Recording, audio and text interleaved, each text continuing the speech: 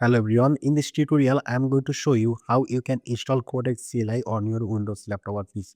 So for it you just need to go to any browser, and in the browser you need to go to this link developer.openai.com/codex, and I'll also give this link in the description. Just check it out. So after coming here you need to go to the quick start option, and here if we go down, here you can see CLI codex in your terminal. So we need to click on this and it will show us some command. Here you can see.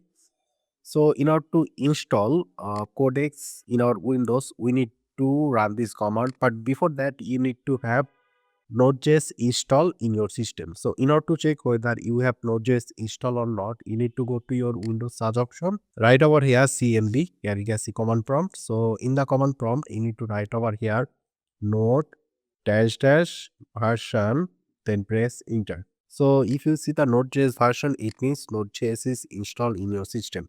But if you see Node.js is not installed, then what you need to do is that you need to open another tab and you need to search over here Node.js, press enter. You need to go to nodejs.org, and from here you need to download Node.js. So installing Node.js is really simple. So once you have Node.js installed, you are ready to install Codex in your Windows.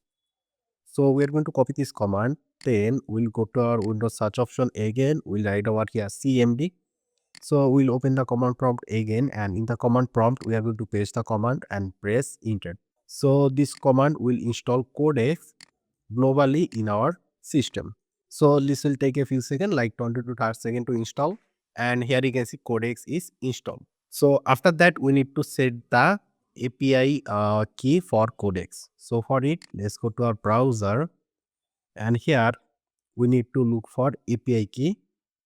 And here on the right side, you can see API dashboard. So I'm going to click here API dashboard, and on the left side here you can see API key. So I'm going to click here, and here you can see create a new secret key. So we can just click here and we can just give it a random name. Let's say here codex underscore API underscore key, and we can just select a default project, and we're going to click here create secret key, and you will see a API key. So you need to copy this, and make sure you copy this, because once you close this you won't be able to copy this API key anymore. So make sure to copy this and click here done.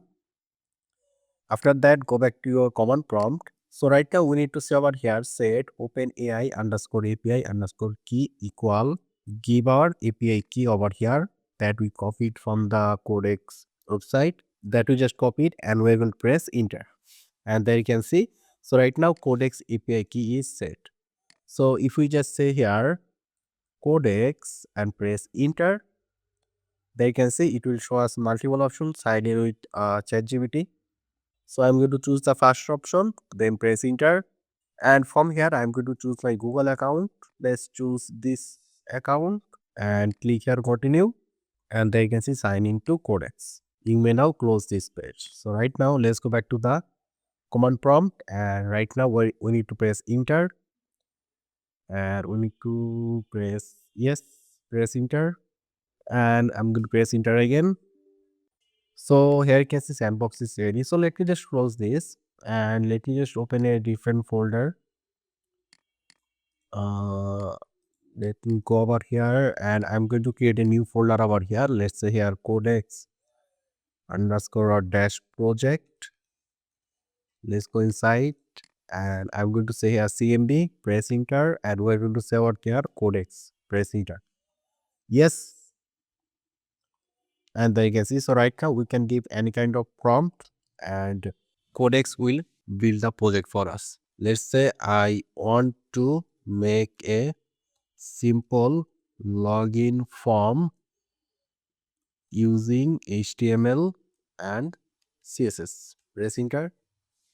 Here you can see working with a prompt, and there you can see it's done. So right now let me minimize this, and it created index.html and style.css file. If I just double click here, there you can see it created a simple login form for us.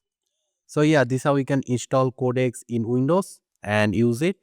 So I hope this was useful. Make sure to subscribe. I hope to see you in the future tutorials.